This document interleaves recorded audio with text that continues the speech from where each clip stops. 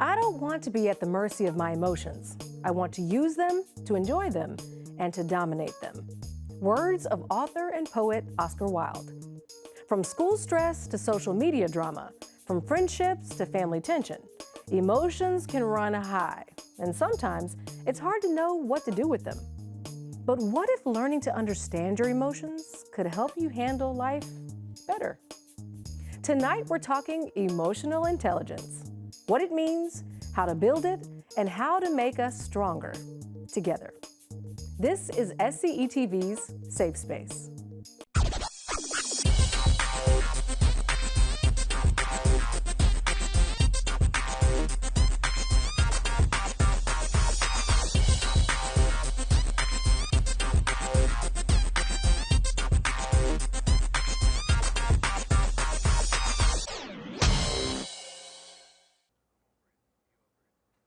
Hi, I'm Brittany Brackett, and welcome to SCETV's Safe Space, a program designed to help our youth navigate today's societal challenges. In a world where stress, identity, and expectations often collide, emotional intelligence, or being smart with your feelings, has never been more important. Today, we're joined by some amazing students from across the Midlands for a real and open conversation about recognizing emotions, managing reactions, and communicating with empathy, both with our peers and with adults.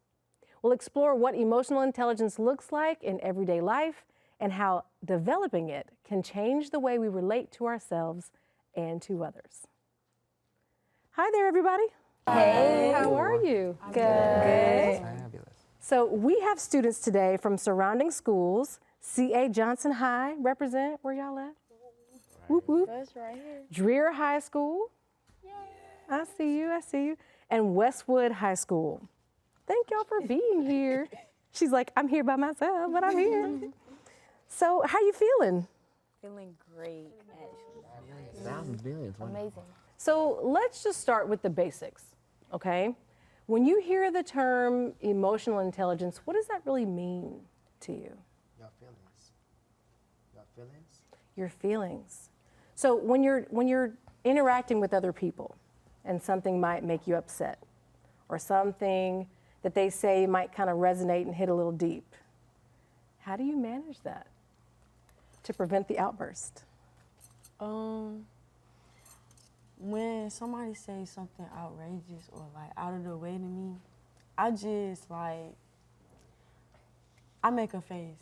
I just be like, So it sits right here. yeah, like without me even saying it out my mouth, like my face gonna say it first. Cause what was that to say? So you speak with the face first. Yeah. I do the same thing. But I have a quote I want y'all to think about for a second. Do not teach children never to be angry. Teach them how to be angry. Lyman Abbott. So think on that for a minute. What does it mean to teach someone how to be angry or how to manage their emotions? To teach them how to regulate their anger or sadness and their emotions so they don't have outbursts. Regulate. That's such a great word. We use it more and more in school now. How do you regulate, if you don't mind me asking? If I'm feeling a little upset, I'll like try and calm myself down, take a few deep breaths. If I'm in a place where I can listen to music or like scroll Pinterest or something, just like something to ground myself. My mom and I have a lot of talks about like grounding, and so like feeling things or like smelling around and like trying to like grasp reality. There you go. I love the grounding. Who else is into grounding here? Anybody? Tried it? Anybody? How does it make you feel? Same? Makes me feel very calm. Especially when I'm very overwhelmed, like I just get the feeling, I'm like, okay, bring my 10 to a 2. 10 to a 2. I like it. So you said overwhelmed, keyword, right? What are some things that get you overwhelmed, like on not a daily basis, because we don't want you feeling overwhelmed on a daily basis, but what's something throughout your week, maybe, or your month, that might put you in that state of being overwhelmed? Okay, so sometimes I get overwhelmed because I take regular school classes and college classes, so when I try not to get my work piled up, but when it gets to the point where it gets like a little piled up, I get a little overwhelmed. Okay. So I manage that, like Okay. Make a good time schedule for everything. Time management. That's another good point. We'll touch on that in just a little bit. Anybody else want to add? When stuff gets thrown at you like all at once, like it makes me feel so overwhelmed. Yeah. Heavy task load. I'm Heavy with you there. Yeah. So here's something I want you to think about. Since we're talking about being aware and hopefully not too critical of yourselves, that's why I'm going to ask this question. What is the difference you think between being self-aware of your emotions and self-critical of how you handle yourself in a situation? I think there's a clear difference. I feel like self-awareness is I know my limits, I know who I am, I know what stresses me out, I know what I do well, I know what I don't do as well. I feel like when you cross into being overly self-critical, like, oh, I hate this about me, oh, I'm so annoying, I'm so this, maybe you're not annoying, you're just you, and it's important to keep that in track, but it doesn't, you're not to bully yourself about maybe things that aren't your strong suit with other people or activities or anything else. Oh, you made me feel so much better about myself. I appreciate that. Less self-critical of myself. Yes. I feel like being self-aware is like being aware of like yourself and your surroundings around you. Yeah. And like Your energy too. Yeah, like, cause I'm one of them people. I read off energy. Like right now, I like your energy. I You like have a your perfect energy aura. too. But with like criticizing yourself, that when you do it, like that makes people think like, oh, she ain't got no self-esteem, or he ain't got no self-esteem, or like you just talking down on yourself. That's not something that you should do. Like that's an unhealthy habit. Right, and sometimes bullying happens because of that. Someone is insecure about themselves and they project those insecurities onto that person that they choose to bully. But as we kind of segue into what you said and a couple of you over here, here's a statistic to think about too. So when you look at the numbers, nationally, nearly 2/3 of adolescents, about 63%, say they've had at least one anger attack in their life, okay? When they either threaten with violence or they destroy property. So sometimes when people are projecting, they might be going through things at home that you don't know about. There could be some very serious things going on, and that's the way that they cope with it. So my question to you is, if you've ever experienced an anger attack, where did it come from, and how do you think you could have maybe chosen to respond differently?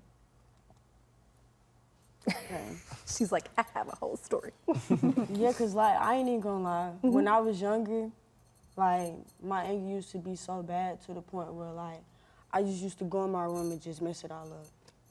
But then like once I calm myself down, I clean it all up. Like that's just, I don't know. I just feel like it's a phase that certain people go through, and you have to go through that phase for you to be able to know like, okay, this is my limit. I don't never want to be here again. And if I ever like get mad or whatever, I look at myself in the mirror and I be like, girl, you looking ugly right now.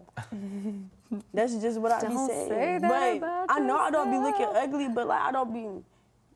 I'm black girls. I just feel like black girls just shouldn't be mad. Like y'all, we pretty. Like always being positive and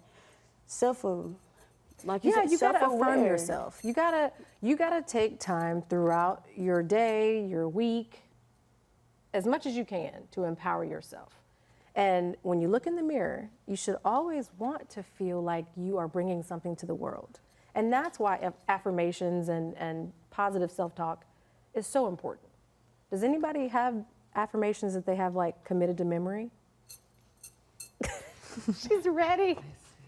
Yes, what's one that you have committed to memory? All right, there's something that my grandma always tells me. You black, you beautiful, you intelligent. Say that every day in the mirror. Kind of like you was smart, you was kind, and you was important. Yeah. You was kind, you was smart, you was important. I think somebody over here. So I had one. So like every morning before I go to school, my mom tells me before I go inside the school, because she knows how like stressful it can be to like be around a lot of students that like carry a lot of different emotions in you. So she tells me like every day, like, I'm beautiful. Like she said, I'm beautiful. Don't let anybody take you down. Control yourself when you enter classrooms and when you talk to students and the teacher, and just be yourself. It's interesting that you say that because you mentioned teachers. So how do you think it feels for a teacher to come into a classroom and they might have 30 or 40 students that are not regulated? And they might not be regulated. So they have to balance their emotions, and they're taking in everybody else's emotions in the room before they can even teach. So what do you think are some ways during school that you can assist yourself and others with helping to balance their emotions and yours as well? Well, I feel like it's an internal thing. I feel like even though you said ways to do that at school, I feel like a lot of those things you should be doing at home. Your bad attitude has nothing to do with me, my dear. I'm sorry. I came here to do this work. I have assignments to do. Don't do that around me. But if you do so happen to have to do those things, in a school setting, again, it's that self-regulation, doing whatever it is that is a safe and healthy way to express those feelings, whatever those emotions are. Make sure that you're doing so in a calm manner. And it doesn't necessarily have to be anger either. It could be positivity, extreme happiness. You just have to make sure that it has to be done in a safe way that keeps all of the other people in the room and in the space with you in mind. So yeah. I love it. Yes. I love it. Great way to segue into our next moment. And we'll come back to that because there are a lot of things that we got to talk about. But emotional intelligence can show up in many ways, at home, in school, or even online. Here's a story that highlights what happens when young people start to understand and express their emotions in healthy ways. Landon is a sweet child. He's very sweet, very polite, funny, can be a little standoffish at times, but once he gets to know people, he'll loosen up. But yeah, he's a great kid. I saw him not having confidence in himself and like easily annoyed by other children. So he'll be playing with somebody, they'll take a ball from him and he's just upset. Or when he was playing his video games, if he was losing, he'll throw the remote, he would knock the system over, he would stomp, he would cry because he wasn't winning the game. I think that just stemmed from him not having dad. I think that impacted him as well because you go from seeing your father, talking to him, to that just became non-existent. So I think that he was internalizing some of that hurt and pain, and that was coming out when he was playing with his friends or he's losing the game because he didn't know how to navigate those emotions. One example that I can remember very thoroughly was one time I was in elementary school. I was playing around with my friends, we were joking around, and we were joking, playing, and one of my friends actually said something that made me pretty upset. That was about my parents, about my dad and whatnot. And from that moment, I didn't know how to control my emotional state, especially my anger. So I went off on him and I cursed him out. Although knowing I shouldn't have, I did end up getting in trouble and did take responsibility for all of my actions. I decided to sign Landon up for Big Homie Lil Homie because after my divorce, Dad really wasn't active in his life. Dad actually lives out of state. And so I wanted him to be around positive male figures. I started Big Homie Lil Homie mentoring program because I wanted to fill the gap for our kids who are in fatherless homes. I grew up without a father and a mother, so I know the gap of not having that positive male role model. So when I was old enough, I started to work with kids, really enjoyed working with kids, and it allowed me to flourish into a mentoring program. Before that, we actually had a summer program, and we had over 50 kids, and I raised the question to say, who has a father in their home? And only 2 kids out of those 50 kids raised their hand. So that was the aha moment that I needed to start a mentoring program. I've been in the Big Homie Lil Homie program for about 4 years now, and it's been very beneficial for me for not only handling with my emotional state, but also handling me with school and having somebody there to be able to talk to as well. Landon wants to do great things. He has great potential, and a lot of people have told him that. So he's internalizing that and thinking he has to be perfect. But my relationship with Landon is that he has to be himself. And it's okay to fail, but it's okay to get back up. Mr. Jamal, he taught me about the box breathing method, where you go into a box with your finger, breathe in and out, as well as the circle method as well. So those breathing techniques has really helped me to overcome my anger. So if our youth continue to suppress their emotions, it can lead into rage, it can lead into self-harm, it can lead into harming others, it can lead into harming their community. I see that he's now confident. I see that he thinks more before he reacts. I see that he's calmer now. He doesn't like little things bother him anymore like they used to. Being in this program has made me feel more confident, not only in myself, but also like as a person. Realizing that in this program that it's teaching me all these things about being a young man, I have realized that this could actually really help me in my future and to help me with the things that I need to do to not only be able to be a better person, but also be a better like family member and also be a better mentor to some people that I've already been helping. The advice that I would give to parents is they have to remember that these kids are human. Even though they're children, they're still human. And so we have to respect that okay, you're a human being just like me. I want to be treated with respect when I'm mad, or I want to be left alone when I'm mad. So we have to also give them that same grace. So just give your kids grace. You know, I know that a lot of us was raised, I know I was raised that I couldn't get mad. I couldn't show that I was upset. I couldn't roll my eyes. I couldn't suck my teeth. I couldn't go off in my room and close the door because that was deemed as being disrespectful. So we have to sometimes get away from that and just give the kids grace. Having a mentor is everything. Having a mentor is having that safe space. Having a mentor is that person where you could kind of confide in. Having a mentor is that loved one that can guide you on the right track.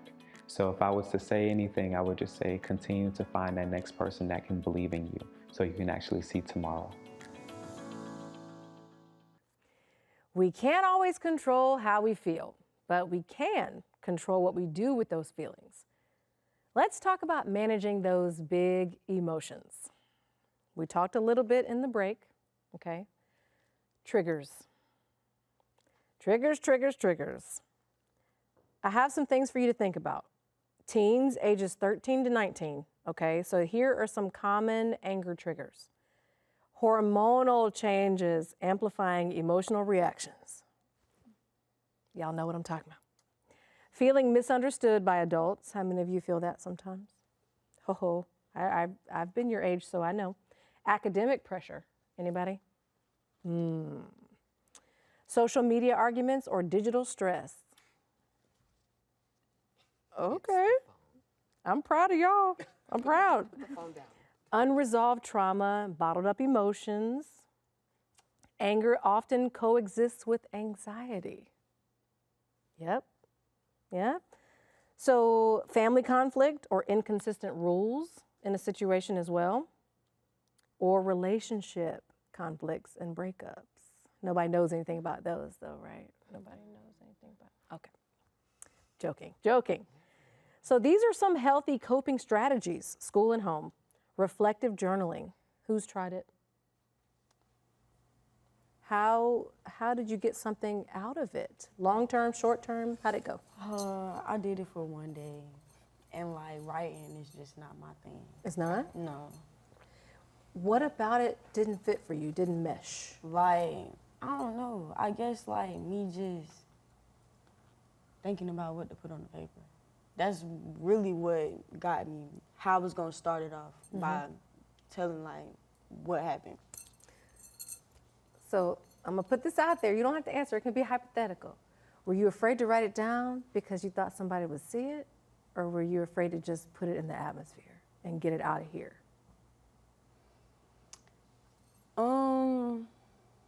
You don't have to answer, you can just think about it, because that can be like a coping mechanism too. It can be a way that fear kind of sits within you and prevents you from making a move to heal. There could be another way that would work for you. Journaling might not be the thing, but maybe color therapy is your thing. Yeah, I like the paint and stuff. See? There you go. I get like, On my notepad, on my phone, I'll be typing up something, typing. That's what I do. Long paragraph on my notepad on The my only phone. way I could be able to sit down and actually type and write is if I'm doing a poem. Literally. A poem, yeah. So poetry, that's sort of like journaling too. But if you're thinking about it, that's what turns off anything. Not necessarily. Well, I feel like when it comes to You mean flow? things for self-regulation in particular, the moment that it feels like I'm doing this because I have to in this moment, that's when I'm just like I've clocked out.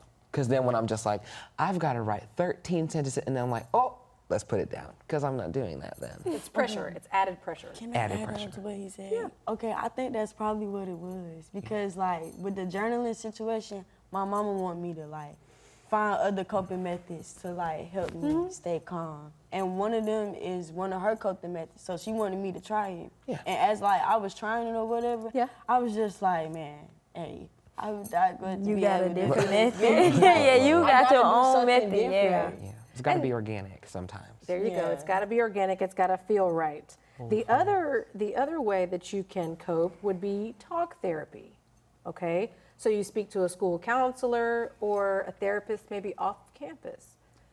If you don't want to speak to someone that has a face, so to speak, there are lots of different hotlines. 988 is definitely a hotline that you can call just to be able to talk to someone, get something out. But there are plenty of resources where you don't have to put a face with a name and all that. You can just have someone to talk to and get emotions off your chest, which can be helpful, truly. So, going back to emotions, how do you think emotions can cloud your judgment when you're trying to make an important decision? I know I'm a pretty mellow gal. I like to think, but sometimes when everything piles up, I have a really rigorous schedule. I'm like the leadership person for like 4 different things, and all starts bottling up. So when it gets to like crunch time and everything's coming together, sometimes I feel like even myself included can get clouded, and sometimes my delivery isn't as smooth and nice as I'd like it. How I get things done, just like rushing things that I normally put a lot of care and love into. And I feel like a lot of the time our emotions, maybe it doesn't ruin the whole thing, maybe I'm not having an outburst, but it changes my enjoyment and it sort of indirectly affects others in the space, even though it's just a me problem. I totally agree with you. I think that's a good point, and I'm glad that you're self-aware to be able to see that there's a change. I want you guys to think about this too, and even when you're in the middle of your day and you might be calm, where do you think your breaking point might come? If you're going through your day and something just all of a sudden sets you off or your routine changes, what do you think you can do to kind of slow yourself down, regulate in a healthy way?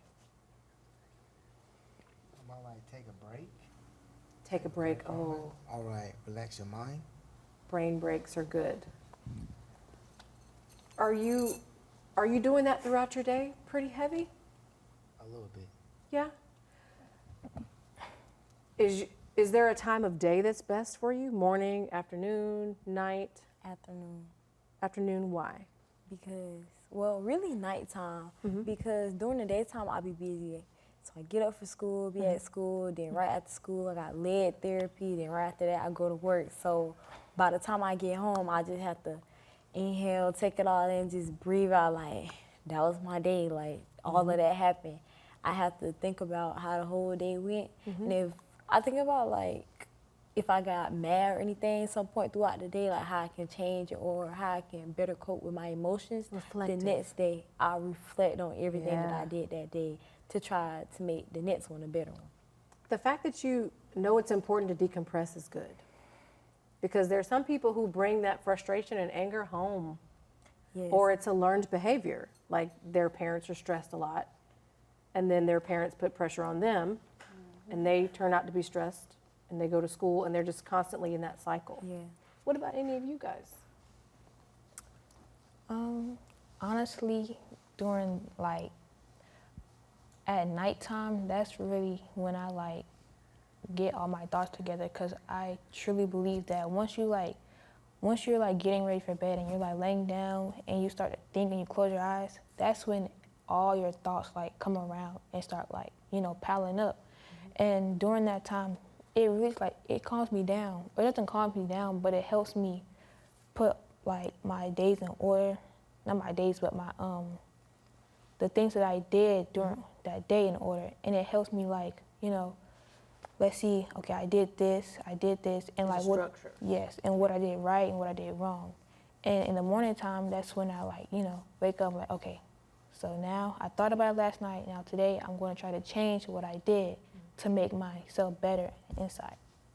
That's good talk, everybody. So earlier today, Kelly Simmons III, leadership trainer and student success coach, led our student panelists in an activity designed to test how they navigate difficult situations that require emotional intelligence. We'll take a look at how they work together, thinking through challenges, communicating under pressure, and learning from one another.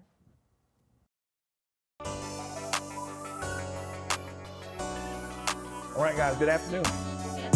It's good to see you all. I'm Coach Kelly, and we're going to take some time today and have a little discussion. We're going to be talking about trigger, right? Understanding the roots of anger. It's on the board, of course. If you have it, write it down on your pads. We're going to take some notes and all that type of stuff, but most importantly, we're going to have fun. But we want to just get some reflection and to get some feedback from you guys as we talk about this particular topic today, understanding the roots of anger, okay? So the objective, before we get started, is to help students recognize how trauma, stress, depression can fuel anger, and how emotional intelligence, EQ, helps them to manage their emotions, build better relationships, and make wiser choices, okay? So what we're gonna do is gonna do an icebreaker, and it's gonna be called Name That Feeling, all right?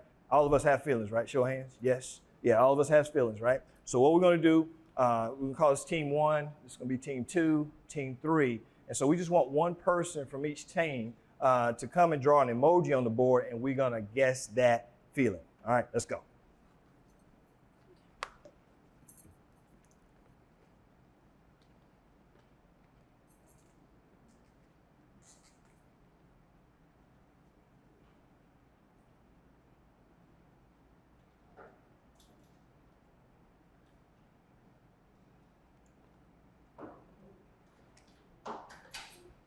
All right, let's name this emoji right here. That's somebody who's what? Angry. Angry. Okay, good. Let's go next.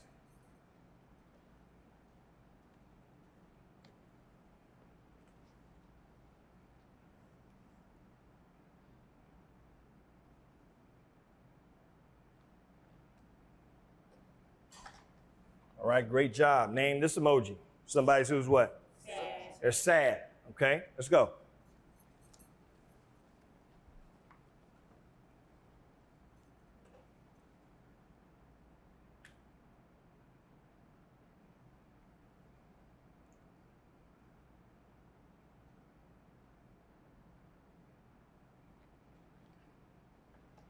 Looks good, looks good.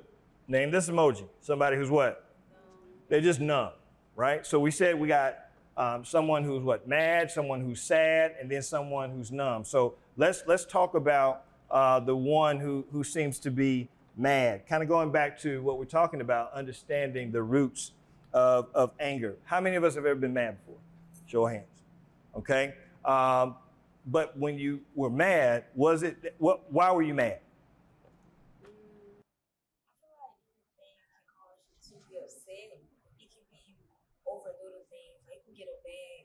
Test and be upset. You could be upset with a friend or family member because communication understanding was bad. Excellent. Somebody else? Stress. Being too stressed can make you mad. Or like just sometimes like being in a state that you feel like you can't get out of can make you mad. Right. So the anger is really a cover emotion, right? If I'm mad, but we don't really know until we dig deep to find out, okay, what I'm upset about. Like I said, it could be a family member. It could be I made a bad grade on my test. Maybe something with your friends, maybe had a fallout, right? So that again is just a cover up, right, of what's really underneath. So let's go into emotional intelligence. Okay, those were great responses, by the way. Great job, guys. So when we talk about emotional intelligence, or let's say defining it, what do you think emotional intelligence is? Dealing with feelings and knowledge. Dealing with feelings and knowledge. Dig deeper to understand what you want. Yep, great. Anybody else? Yes, sir. Understanding the knowledge of feelings, but also putting those in the context of where you are. It's not just necessarily having knowledge of those feelings, but like putting them to use. If the energy around me as a whole is not good, I should know to be like, okay, maybe let's not do certain things in that space. Let's write this down. When we talk about feelings, there's 3 parts, okay? Understanding, write that down, understanding, okay?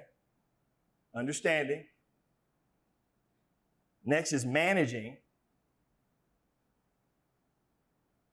And then connecting. What was the first one? Understanding. Then the second one? Managing, and then what? Connecting, right? How can we connect with others in a healthy way?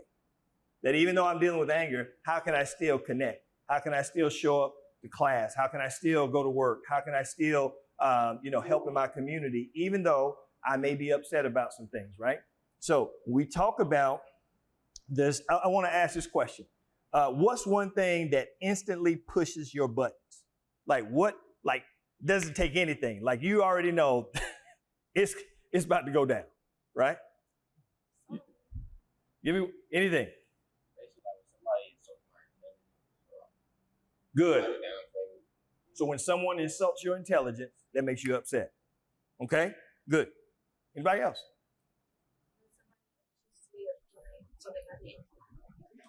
Accusing you of doing something that you didn't do. Yes. When people try to tell me things about myself.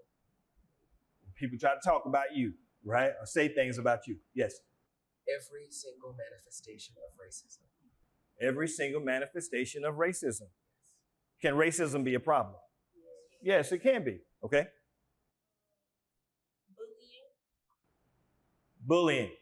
Now, let me ask this question. Is it when you receive bullying or seeing others bully other people? Other people. I want everybody to respect and be kind to me. There we go. Yep. Someone being disrespectful to you. Okay? Like when you go through that McDonald's, not no knock on McDonald's, right? But when you go through that drive-through and then you ask for some extra condiments and you get that fire back, you want to give some fire back, right? Right. But you need your food first, right? Yeah. All right. So when we talk about emotional intelligence, what do we say? What is it? It's that knowledge of feelings. That knowledge of feelings and being able to use that. Right.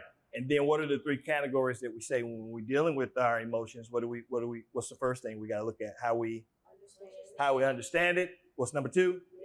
Manage it. And then what's the 3rd? Connected. Good job. All right. So now let's go to another step. We're going to talk about self-awareness. All right. Write that down. Self-awareness. And this is called naming your emotions. Okay.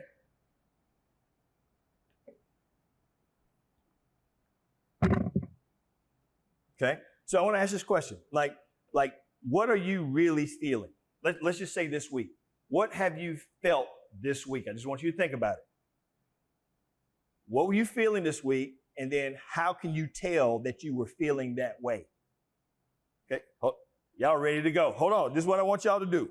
What I want you to do is I want you to draw or write an emoji based on how you were feeling this week.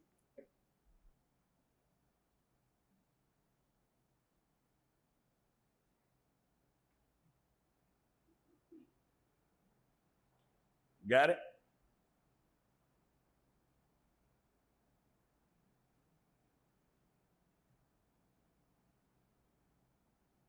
Yes, I'm still drawing. Everybody got it? So this is what we're going to do. We're going to go down the row here, and you're going to hold it up. Matter of fact, I'm going to have you all come up here, and we're going to look at your emoji if you drew it big enough, okay? So everybody just one at a time. Just come on up, and we're going to take a look at it. Come on. Come on up. I don't think I drew it big enough. Okay, just tell us then. It's an emoji with a happy face and a sad face. Okay, and why? Cause around this time is when I get sad because I lost my cousin. So I really been a little. I know how to put on a smile, but then at the same time, I don't let everybody know like what I'm feeling. What you feeling? Okay, everybody give her a round of applause. Thank you for coming. Oh, all right, next, come on. Y'all doing great.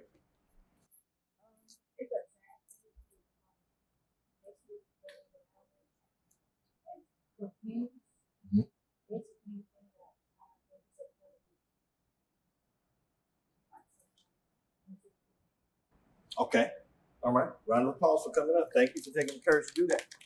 Come on.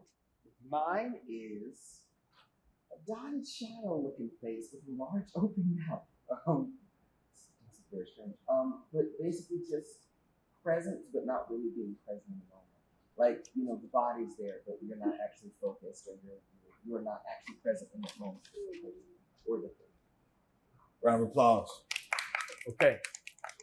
For the sake of time, what we're gonna do is we're gonna kind of get right into it because we're gonna wrap up the session here. And I want to get into this segment, right?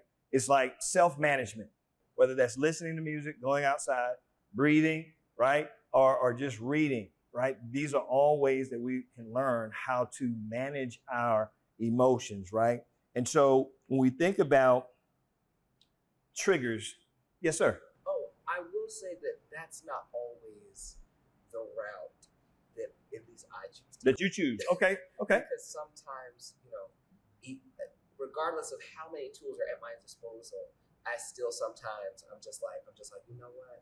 I'm gonna just be angry. I'm gonna just do that instead. Because sometimes that's what we choose instead.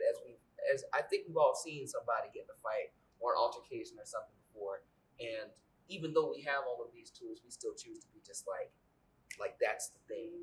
You know, we're gonna choose the bad thing to do instead. Thank you for bringing that up. Okay, because this is going to bring us to what I like to call the 3 whys. The 3 whys. Write this down. Okay. All right. When we're talking about anger or being upset, first question we need to ask is, why did that make me mad? Okay. Why did that make me mad? And I heard someone mention before, bullying or seeing other people bullied, right? That make me upset because, again, maybe the individual cannot defend for themselves, right? Or maybe they don't know how to speak up for themselves. So number 1 is what? Why did that make me mad? Number 2, why did that matter to me? Why did that matter to me?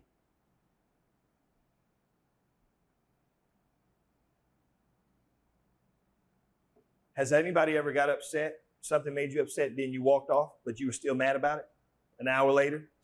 The next day? The next week? Okay. Okay, so my school, like, they know me personally. Like, if I get mad, I need to, like, I'm not one of them type of people that can just sit and, like, just thinking about what just happened. Right. I gotta, like, at least get up, move around and something, and talk to somebody so that way I can either get it off my mind and get off my chest, or just make sure that somebody at least heard what I had to say. What you had to say. Right. Love that. Anybody else? When you're in the moment, what helps? I have a pencil bag. I know you get pencil bag. That's keeping it real. Punching bag, right? To relieve what? Stress, right? Versus punching somebody, I punch the punching bag. When I'm in a moment, I, like, instead of crashing out, I think about the outcome. I always think about the outcome. Like, before, when I'm upset, I be like, okay, bring it from a 10 to a 2, because I need to think about what's the outcome if I do something that's not working. And so when we talk about dealing with it, right, and what we're going through emotionally, if we're upset, then it's about keeping our peace. So just want to give y'all some quick takeaways, right? Walking away, you already mentioned that, right? Journaling, anybody journal? Raise your hand. Anybody journal? Okay, good. Journaling. Deep breathing. Who takes deep breaths? Yep. Talking to someone safe. Okay, who is someone safe to you to talk to? Parents, yes. My best friend. Best friend. Okay, good. Homeboy, right? Friend. Anybody else? My administrator or my sister. Oh, there we go. The administrator or counselor, somebody that's there to support you, right? Anybody else? My sisters. Sisters. So it could be siblings that you can talk to. How about you? Maybe like your parents, maybe administrators, or maybe like one of your coaches. Coaches. Yeah, if you play sports, it could be your coach, right? And so we got to think about it. You spend more time in school, usually, right, than any other place, any other time, right, where you are right now in your life. And so it's about being able to manage what we're talking about and understanding if we're upset or if we're angry, because we're going to be angry one day, we're going to be mad, but then how do I manage that? Okay, so this is what I want to give you all right? This is the bridge to real life. When we talk about emotional intelligence, it doesn't make life easy. Say it one more time. It's not going to be easier, right? It makes you what? Stronger. So put it down, right? Put that down. Emotional intelligence, right? Doesn't make life easier, but number one, it makes you stronger. Makes you stronger. How so? Now I'm asking you that question. How so? Yes, sir. I think it makes you stronger because you know how to deal with everyone around you. Right. You know, if you have emotional intelligence, not only do you have those things within yourself to know what's going on with you, but you know about, like, just besides not knowing that you're inside of someone else's mind necessarily, but you know from the body language how those things work with others. You're like, hey, let's try this, and this. Right. If someone, I think a lot of us really benefited from, like, if we've ever had, like, an argument or a crash out, where every now and then, you know, if there was someone around who's like, hey, maybe this is better way to think, that would have been helpful. So with the closing line for today, y'all write this down. Let's be the generation that learns to understand, not just react.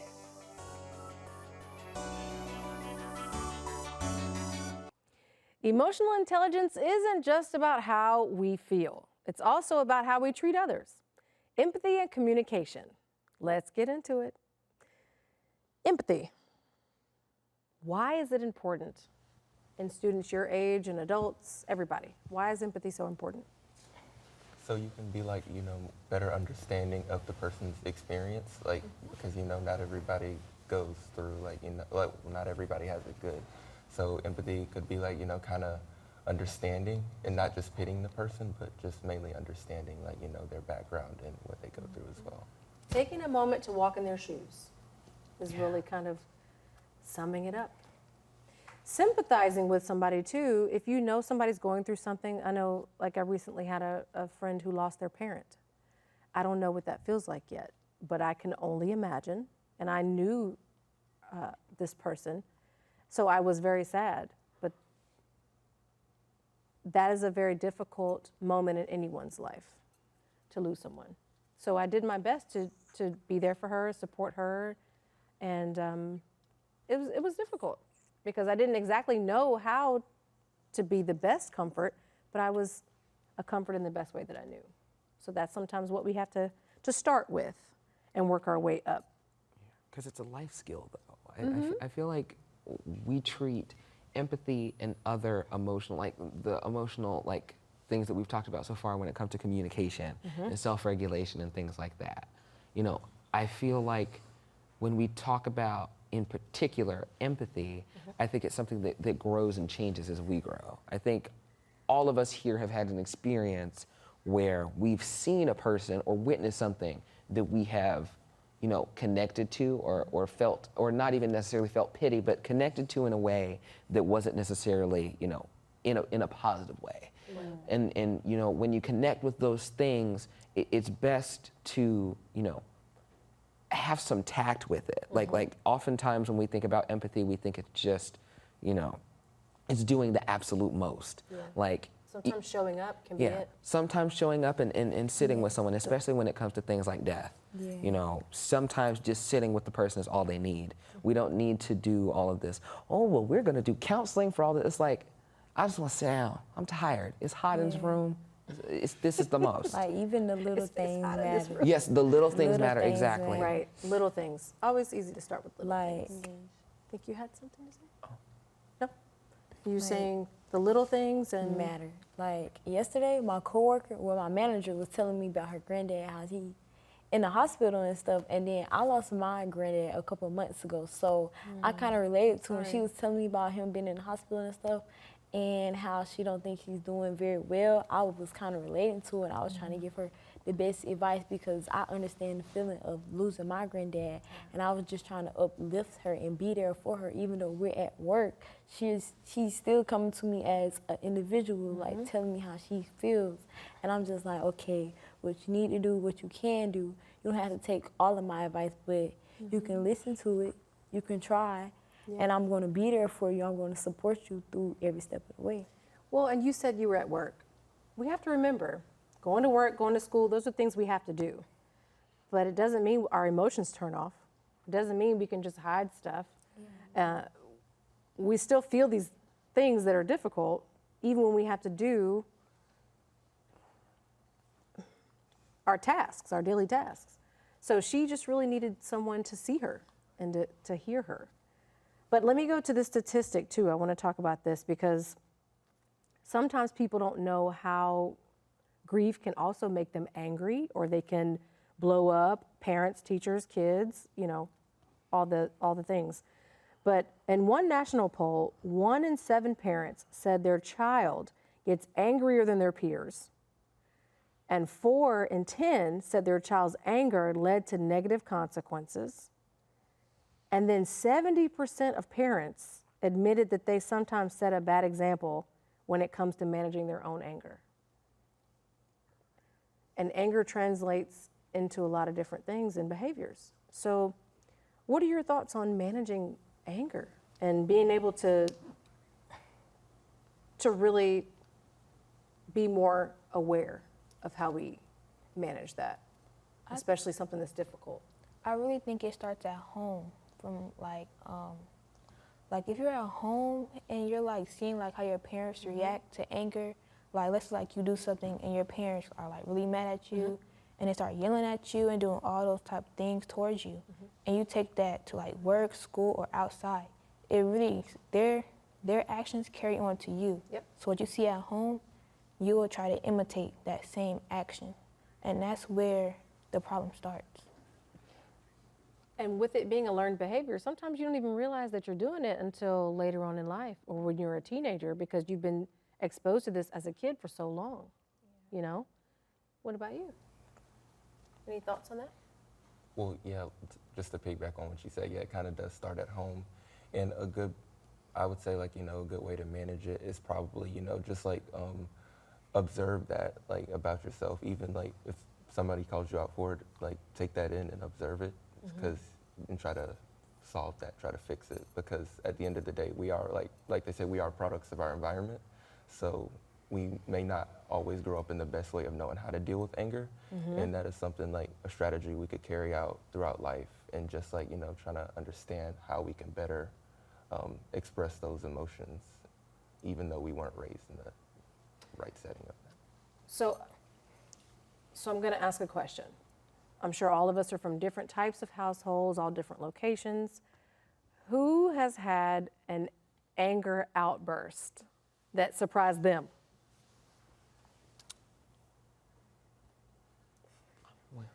So I'm curious, I want to know.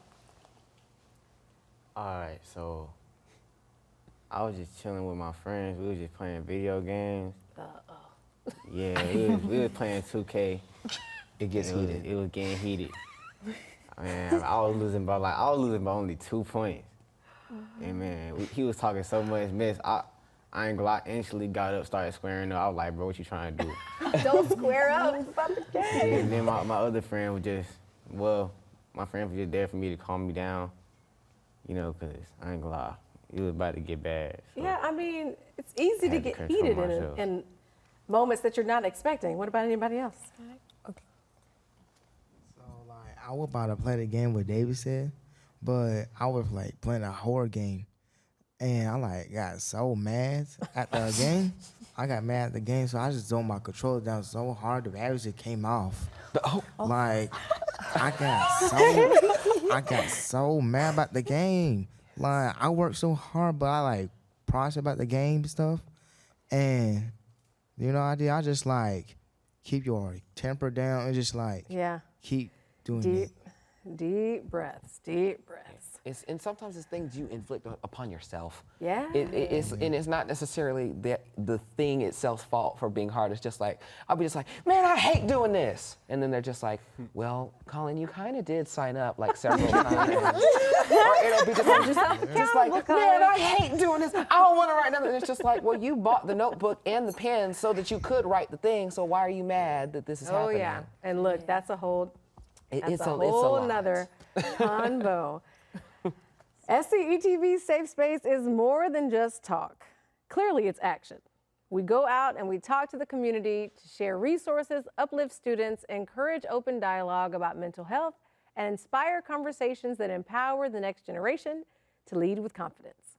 Here's a look at how SCETV's Safe Space is showing up and making moves in the community.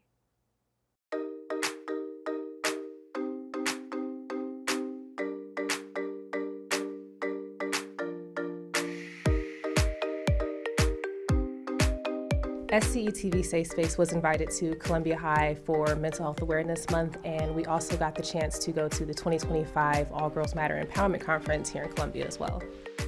Being an alumni from Columbia High, class of 99, I was honored and privileged to go back to my old stomping grounds to talk about mental health from SCETV Safe Space. So we had a couple of 100 students come by our table and we just shared resources, we shared stories, and we wanted to ask them, well, what is your safe space?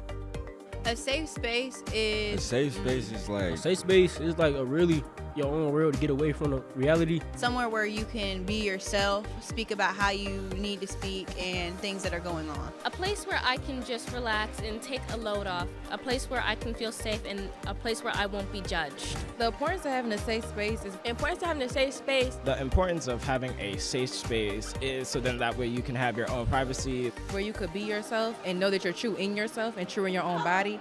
Just touching one student is really the base level, and to be able to have multiple students come up to the table during the lunch hour, take material home and feel really engaged with the material, that was more than we could have ever asked for. The 2025 All Girls Matter Empowerment Conference that we had here in Columbia was a great day of peer leaders, mentors, just a lot of strong, powerful women in Columbia coming together to build and speak confidence and resilience into a group of young girls. It was girls from all across the state that came for this second annual conference. We have over 115 girls present. They're going through various workshops on mental health, peer relationships, and all the things that are focused on girls of ages 9 to 18. We did an activity with vision boards and breaking down the reason why we have vision boards and just building them up for the next school year into the rest of, the year remaining. The overall intention for this event is to make an impact on girls' life. Talking about mental health is very essential to girl power because sometimes it's so easy to get caught up in your thoughts. It's so easy to get up in the negative things in life. Ladies deal with things inwardly, and we mull over them in our mind. And sometimes we need a voice to speak those things out of what's going on in our soulish area. That entire day was built around having that voice that comes in and interrupts and tells you that you can do it. You have the skills you need. If you don't, you can learn the skills you need, and there's really nothing stopping you. There's nothing that's going to be in your way. Having that message reinforced to those young girls, you can never hear a message like that too many times, especially at such a crucial age. It's very important that Safe Space is a part of these community events because it allows us to continue to amplify the voices that we have. Students need to hear the reinforcement that their thoughts, the things that they're going through matter, and that there's always hope for them, and that there is no problem that they need to struggle with alone.